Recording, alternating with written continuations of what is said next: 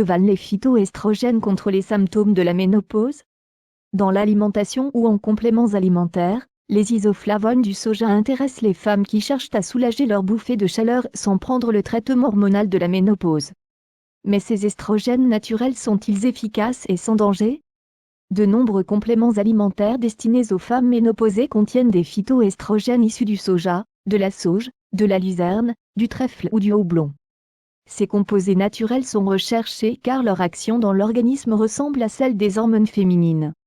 Parmi ces phytoestrogènes, les isoflavones sont les plus intéressants pour les femmes ménopausées. Quels sont les aliments riches en isoflavones?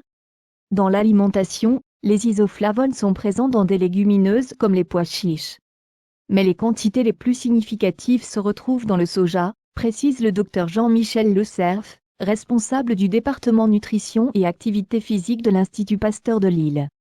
Si le soja est un aliment riche en isoflavones, sa teneur en phytoestrogènes n'est cependant pas la même selon le type de produit. Jus de soja, 10 mg pour 100 ml, dessert au soja, 8 mg pour 100 g, tofu, 22 mg pour 100 g, steak de soja, 22 mg pour 100 g, soja cuisiné, 10 mg pour 100 ml. Les estrogènes naturels sont-ils aussi efficaces que les hormones féminines? Les estrogènes apportés par le traitement hormonal de la ménopause ont prouvé leur efficacité contre les bouffées de chaleur. Mais les phytoestrogènes ne sont pas équivalents. Dans l'organisme, les phytoestrogènes agissent sur les mêmes récepteurs estrogéniques, présents au niveau de l'os, du cerveau ou des vaisseaux sanguins. Mais ils sont beaucoup moins puissants, précise le Dr Le Cerf. Conséquence, leur action sur les symptômes de la ménopause n'est pas garantie. Des études ont montré une réduction de l'intensité et du nombre de bouffées de chaleur. Mais l'efficacité n'est pas au rendez-vous dans tous les cas, explique le nutritionniste. En effet, les isoflavones sont plus ou moins bien métabolisés dans l'organisme. Environ 30% des individus peuvent les transformer en molécules actives. Des facteurs comme le microbiote intestinal et la génétique ont leur influence. Faut-il préférer l'alimentation ou les gélules? Pour le Dr Le Cerf, une femme qui souhaite stopper ses bouffées de chaleur a peu de chances d'y parvenir avec le seul soja. Les doses d'isoflavones que l'on peut atteindre avec les aliments à base de soja restent faibles. Il est difficile de dépasser 20 à 40 mg par jour.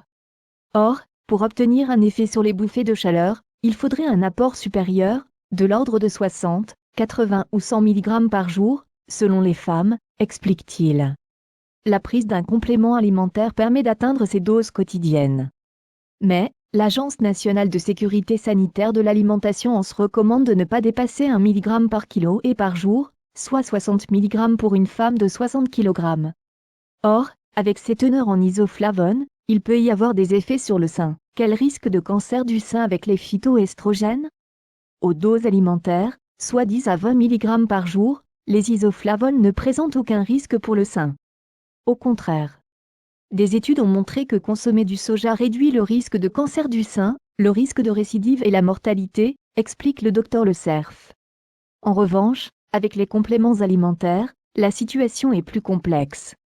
Il faut être prudent à la ménopause avec les isoflavones pris à forte dose plus de 60 mg par jour, et de façon prolongée 1 an environ, insiste le nutritionniste. Une étude récente montre que, dans ce contexte, le risque de cancer du sein varie, pour chaque femme, selon son imprégnation en estrogène et son statut en récepteur estrogénique.